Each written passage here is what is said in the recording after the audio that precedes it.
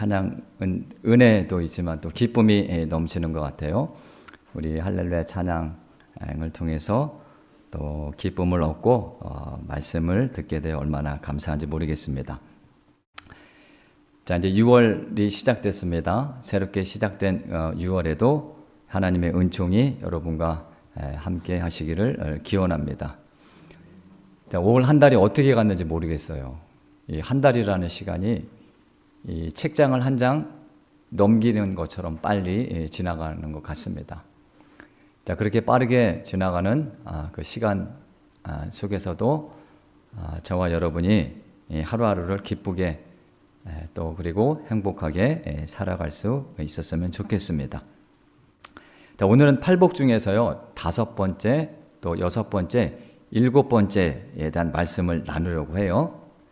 우리가 맨 처음에 이제 살펴봤던 게 심령이 가난한 자에 대한 내용인데, 자, 죄인인 인간이 하나님 앞에 나가기 위해선 심령이 이 가난함으로 애통해서 온유한 자가 되어야 한다는 그런 말씀을 드렸고요.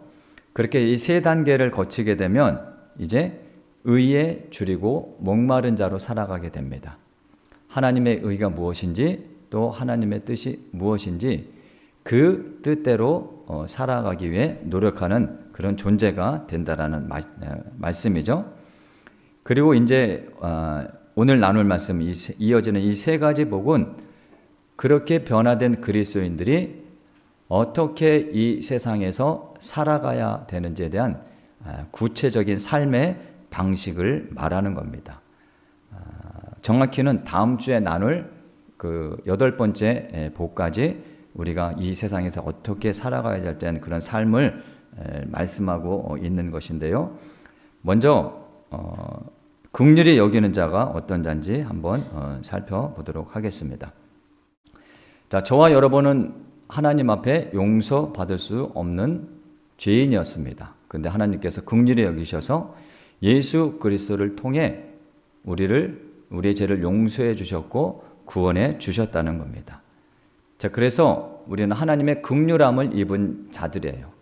자, 그렇기 때문에 우리 또한 긍휼함을 받은 자의 삶을 살아야 되는데, 자, 구체적으로 그것이 어떤 삶을 말하는지 한번 살펴보도록 하겠습니다. 어떤 율법 교사가 예수님을 찾아와서 이런 질문을 해요. 선생님, 제가 어떻게 해야 영생을 얻을 수 있겠습니까? 라고 묻죠. 자, 그래서 예수님이 이 사람이 이제 율법을 연구하는 사람이기 때문에 이렇게 되물으셔요. 자, 율법에는 뭐라고 쓰여 있느냐? 그리고 너는 그것을 어떻게 해석하느냐라고 되물으십니다. 자, 그러자 이 율법 교사가 말하기를 내 마음을 다하며 목숨을 다하며 또 힘을 다하고 뜻을 다하여 주 너의 하나님을 사랑하고 또한 내 이웃을 내 자신같이 사랑하라고 쓰여 있습니다 라고 했던 거예요. 자, 그러자 예수님이 이 율법교사에게 그래, 네가 잘 알고 있다. 네 말이 맞다.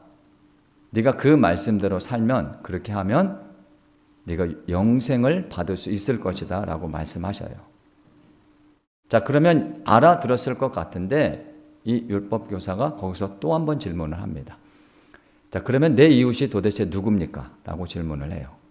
자, 내 이웃을 내 자신과 같이 사랑하라고 하셨는데 그것이 율법에 쓰여 있고 그렇게 살면 영생을 얻을 수 있다고 선생님이 지금 말씀하셨는데, 그럼 도대체 내 이웃이, 내가 사랑해야 될 이웃이 누굽니까? 라고 묻죠. 자, 그때 예수님이 비유로 말씀하신 게 선한 사마리아인에 대한 얘기예요. 어떤 사람이 예루살렘에서 여리고로 내려가다가 강도를 만나죠. 실제 그 당시에 그곳에 강도가 많았다고 해요. 그러니까 그 상황에 맞는 예화를 예수님이 말씀하신 거예요. 근데 강도만 당했으면 모르는데 어떻습니까? 아주 심하게 얻어맞았던 것 같아요. 그래서 길거리에 쓰러져 있는데 제사장이 그 길을 지나가다가 그 사람을 보죠. 그런데 어떻게 합니까? 그 사람이 그냥 지나갑니다. 그리고 그 뒤에 레위인도 지나가요. 뭐 제사장이나 레위인이나 똑같은 일을 하는 사람입니다. 하나님의 일을 사람들인데 이 레위인도 본체 만취하고 지나가요.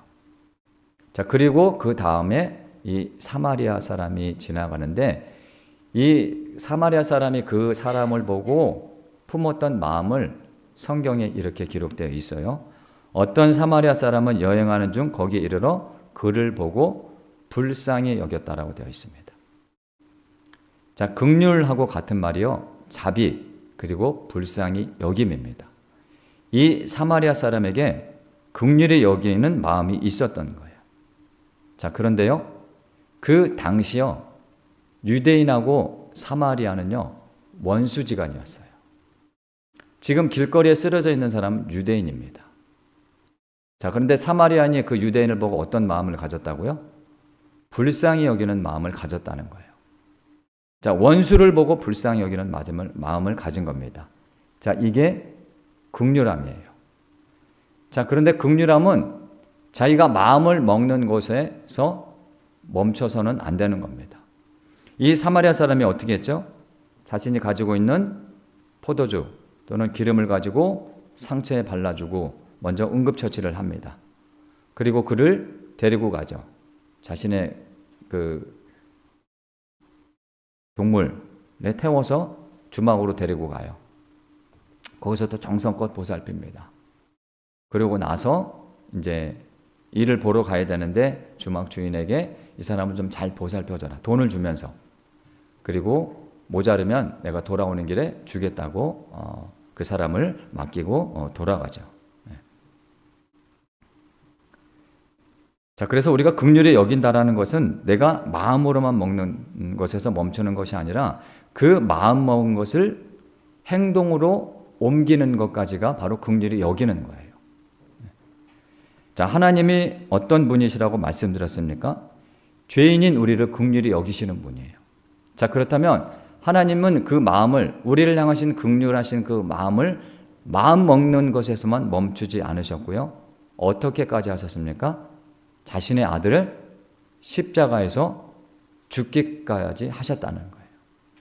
마음 먹은 것을요, 자신의 아들을 십자가에 내어주기까지 하셨다는 겁니다. 그래서 긍휼함이라는 것은 내가 마음 먹은 것을 행동으로 옮기는 것까지 하는 것을 긍휼이라고 하는데, 바로 이 저와 여러분을 향한 하나님의 긍휼이요, 십자가의 사랑이었다는 거예요. 자, 그렇게 예수께서 율법교사에게 이 사마리아의 예화를 다 들려주시고 나서 마지막으로 이렇게 물으시죠. 자, 네가 이 예화를 듣고 이 세 사람 중에 누가 쓰러진 자의 이웃이 되겠느냐라고 물으시죠. 자, 그러니까 이 사람이 뭐라고 말하냐면 자비를 베푼 사람입니다 라고 하자 주님이 마지막으로 그에게 말씀하십니다. 가서 너도 이와 같이 하라. 그러면 영생을 얻게 될 것이다. 자, 긍휼히 여기는 자는요, 우리가 먼저 하나님의 긍휼함을 입었으니까, 입은 자들이니까 그 긍휼함을요, 이 세상 가운데 그리고 내 이웃에게 흘려보내는 자가 바로 긍휼히 여기는 자입니다. 자, 그러면 이어서 우리가 마음이 청결한 자가 어떤 자인지 한번 볼 텐데요. 자, 유대인들은 음식을 먹을 때 반드시 손을 씻고 먹어야 합니다. 뭐 위생적인 문제도 있지만 이게 율법하고 관련되어 있어요. 손을 씻지 않고 먹으면 부정하다라고 여깁니다. 그러니까 죄인 취급을 하는 거예요. 자, 그런데 어느 날 예수님께서 제자들하고 음식을 먹는데 제자들이 아마 배가 많이 고팠던지 손을 씻지 않고 빵을 떼어 먹고 음식을 먹었던 거예요. 근데 그것을 그 당시 종교 지도자들이 봅니다. 자, 그러고서 예수님한테 와서 따지듯이 물어요. 자, 어떻게 당신의 제자들은 장로들의 전통을 지키지 않고 손도 씻지 않고 음식을 먹습니까? 라고 묻자 그때 주님이 뭐라고 말씀하시냐면, 자, 무엇이든지 밖에서 사람에게 들어가는 것은 사람의 더럽게 할 수 없다. 사람을 더럽게 할 수 있는 것은 사람 안에 있는 것이다 라고 말씀하셔요. 자, 그런데 이게 뭐 종교 지도자들도 그랬겠지만 제자들도 그 말씀의 의미가 무엇인지 깨닫지를 못합니다.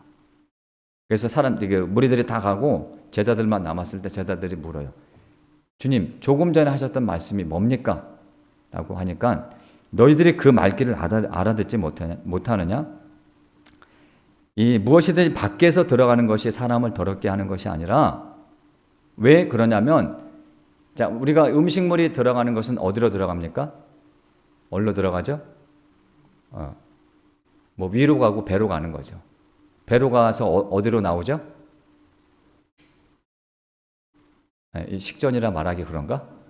뒤로 나오죠. 예수님이 그렇게 말씀하셨어요. 배로 들어가서 뒤로 나온다고 말씀하셨어요.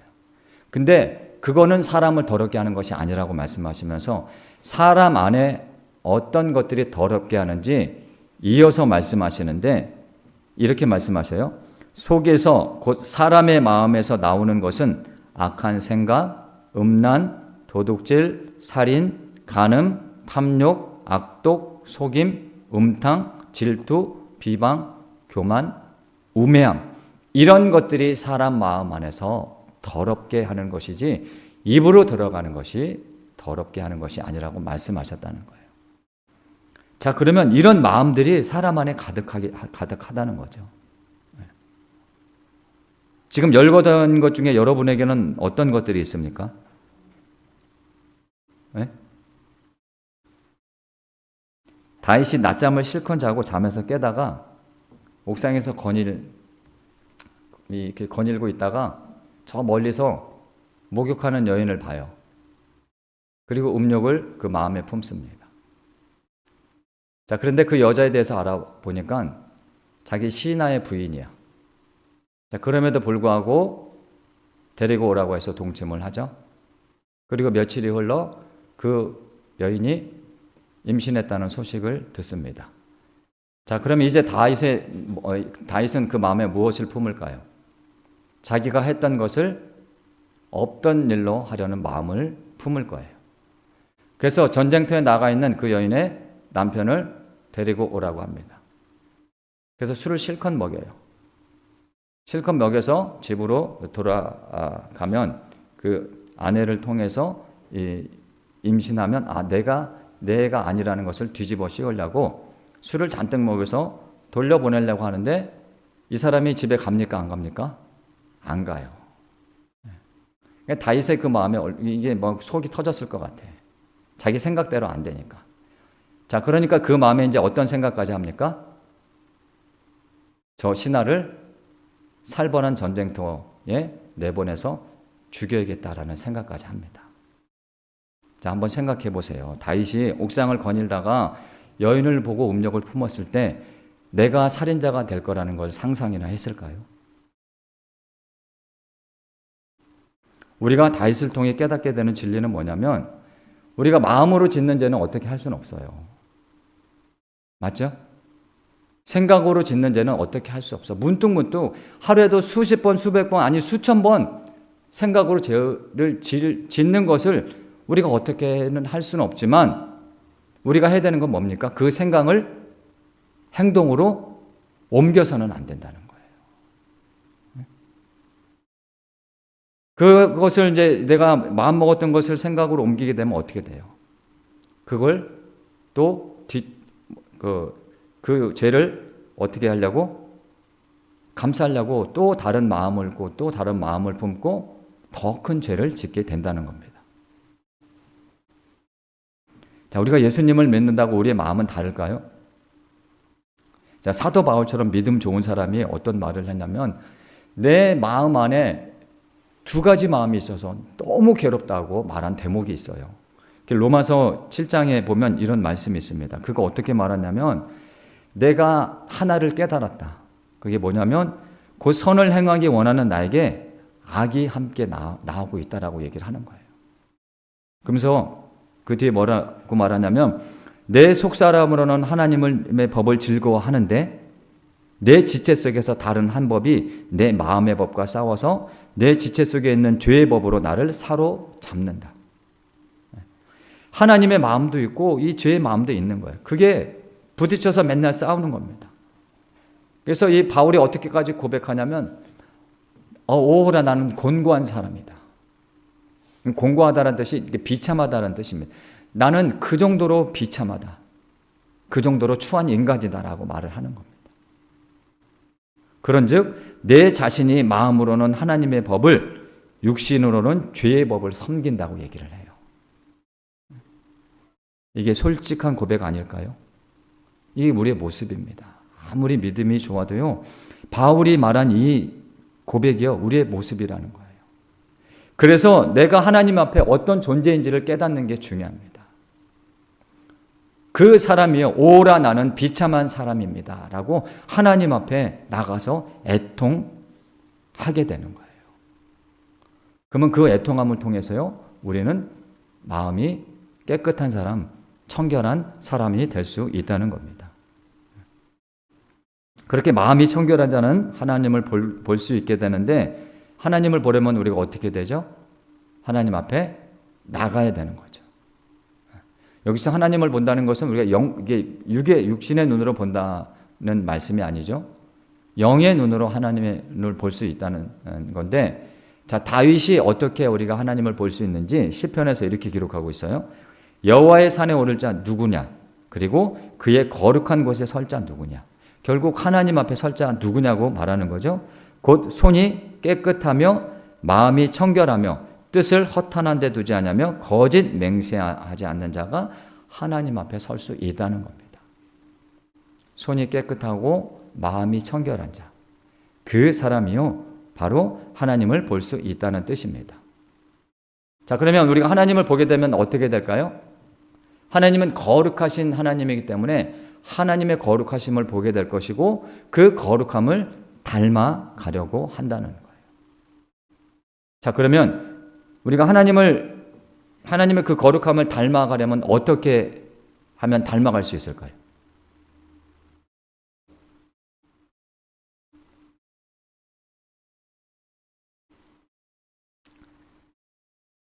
바울이 그 답을 말했어요. 바울이 뭐라고 말했냐면, 디모데전서 4장 5절 보니까 우리가 어떻게 거룩할 수 있는지, 자, 하나님의 말씀과 무엇으로?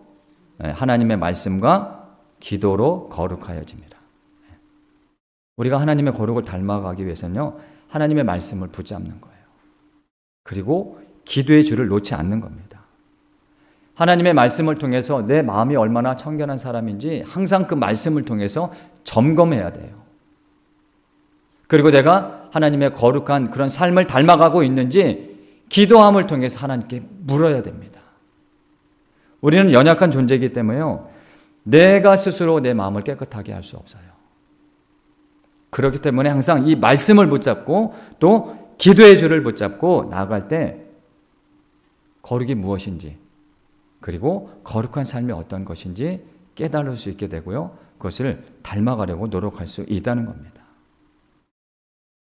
긍휼히 여기는 자, 또 마음이 청결한 자는 이제 화평한 자의 삶을 살게 됩니다. 자, 첫 번째에서 여섯 번째 복, 이게 이 팔복이요, 원래 첫 번째부터 네 번째까지는 그 하나님과의 관계에서 회복해야 될 것을 말하는 것이고, 다섯 번째부터 여덟 번째 복은 우리가 사람과 사람 사이의 관계에 대한 것을 회복하기 위해서 살아가야 할 그런 삶을 말하고 있는 건데요. 자, 지금 첫 번째부터 여섯 번째까지 복을 살펴보니까 이 하나님과의 관계 회복, 그리고 사람과 사람 사이의 관계 회복에 대한 내용임을 우리가 알 수 있는데, 자, 그렇게 되면 여섯 번째 다음에 나오는 사람이 바로 화평하게 하는 자입니다. 자, 그럼 인간이 먼저 화평해야 될 대상이 누굽니까? 그것은 바로 하나님이죠.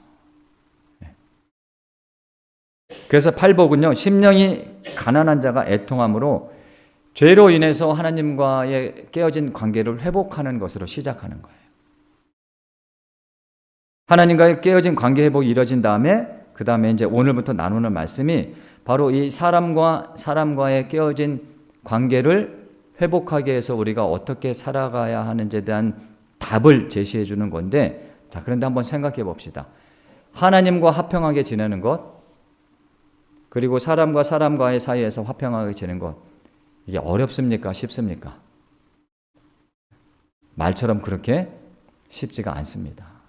자, 그러면 우리가 하나님과 어떻게 화평한 삶을 살아갈 수 있는지, 그리고 이 세상에서 사람과 사람과의 관계 속에서 어떻게 우리가 화평한 삶을 살아갈 수 있는지 예수님의 삶을 통해서 한번 찾아볼 텐데요. 그러면 예수님께서 이 하나님과 인간과의 깨어진 관계를 회복하기 위해서 예수님이 어떤 일을 하셨는지 보면 우리가 어떻게 살아가는지를 볼 수가 있다는 겁니다. 우리 로마서 5장으로 가서 한번 봅시다. 로마서. 예수님 자신이요, 하나님과 깨어진 우리의 관계를 회복하기 위해서 어떤 일을 하셨는지 찾아보는 겁니다. 로마서 5장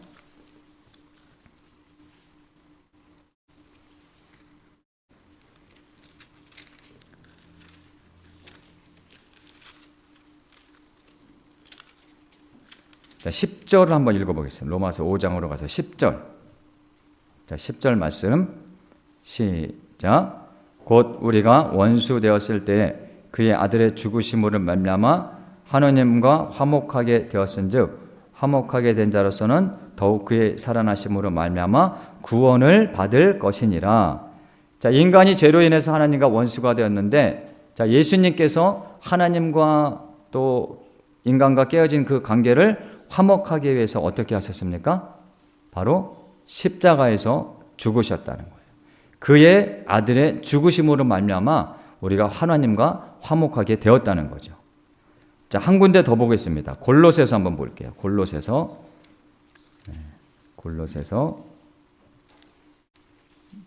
1장 20절부터 볼 텐데요. 신약성경 325쪽입니다.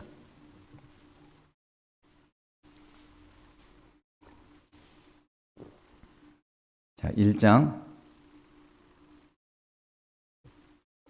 자, 20절을 보면 앞부분에 이렇게 되어 있죠. 그의 십자가의 피로 화평을 이루사라고 되어 있죠. 22절도 보면 이제는 그의 육체의 죽음으로 말미암아 화목하게 하사라고 되어 있습니다. 자, 예수님께서 하나님과 인간이 깨어진 관계를 화평하게 위해서 하신 일은 무엇입니까? 십자가의 피입니다. 육체의 죽음입니다. 결국 예수 그리스도의 죽음으로 말미암아 주님께서 우리를 하나님과 화목케 하는, 화평케 하는 일을 하셨다는 거예요. 자, 그러면 이제 사람과 사람과의 관계 회복을 위해서 또 주님께서 하신 일이 있는데요. 그게 뭔지 한 군데만 더 찾아보겠습니다. 에베소서입니다.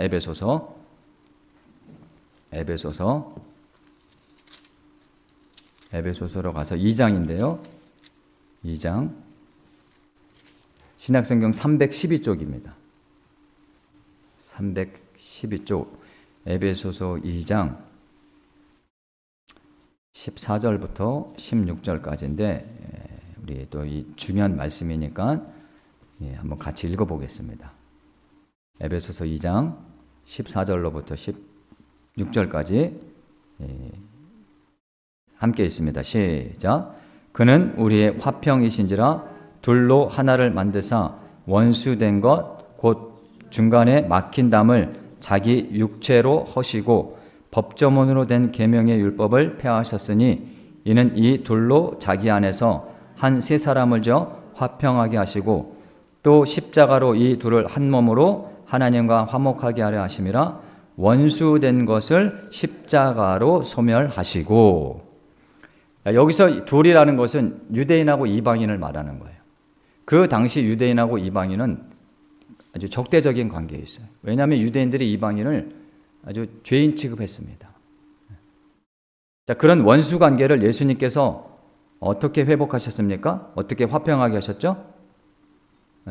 14절에 보니까 무엇으로? 막힌 담을 자기 육체로 하셨다고 되어 있어요. 그리고 16절을 보면 십자가로 이 둘을 한 몸으로 하나님과 화목하게 하려 하심이라. 원수된 것을 또 십자가로 소멸하셨다고 되어 있습니다. 사람과 사람과의 관계뿐만 아니라 하나님과의 관계를 화목하게 하시려고 결국 십자가로 이 둘을 하나 되게 하셨다는 거예요. 자, 그래서 우리가 하나님과 화평하게 하는 길, 그리고 사람과 사이에서의 그 화평하게 하는 길은 십자가를 통해서만 가능하다는 거예요. 그래서 7번째 복이 지금 나누는 말씀인데요. 화평하게 하는 자 다음에 나오는 8번째 복이 뭐냐면 그게 바로 핍박이고 박해입니다. 바로 십자가라는 뜻이에요. 하나님과 화평하게 하기 위한 길, 또 나의 가족이나 또 다른 사람들을 화평하게 하는 길. 그러면 내가 어떻게 하면 됩니까? 내가 어떻게 해야 할 수 있죠? 화평하게 할 수 있죠? 예수님처럼 어떻게 하면 되는 거예요? 죽으면 되는 거예요. 교회 안에서도요, 내가 죽으면 싸움이 일어날 수가 없습니다. 가정에서도요, 내가 죽으면 다툼이 일어날 수가 없어요. 하나님을 믿는 교회라면, 그리고 주님을 믿는 가정이라면 하나가 되어야죠. 교회 안에서 싸움이 있고 다툼이 있고 분열이 있다면 그 교회에 모인 성도들은 하나님의 자녀라고 할 수 없다는 거예요. 가정에서도 마찬가지죠. 교회이든 가정이든 내가 죽어야 하나가 되고 화평하게 될 수 있음을 믿습니다. 우리 한번 따라해 봅시다. 옆에 분하고 한번, 옆에 분 보면, 얼굴 보면서 오늘부터 우리 죽읍시다. 네. 다시 한번 큰 목소리로, 아주 죽을 마음이 없는 것 같아. 자, 오늘부터 우리 죽읍시다. 예수님이 말씀하셨어요. 죽어야 산다. 기독교는요, 죽어야 사는 종교입니다. 그래서 여러분이 어디 있든지 예수님을 닮아가는 사람 다른 거 없어요. 내가 죽으면 돼요. 내가 죽으면요, 다 조용하고 화평합니다. 오늘 말씀처럼 긍휼히 여기는 자, 또 마음이 청결한 자, 이 화평하게 하는 그런 그 삶을 통해 하나님의 긍휼하심을 받고 이 땅에서 하나님의 자녀된 삶을 살아가는 복된 우리 수복록교회 성도님들 다 되시기를 주님의 이름으로 축원합니다. 우리 찬송가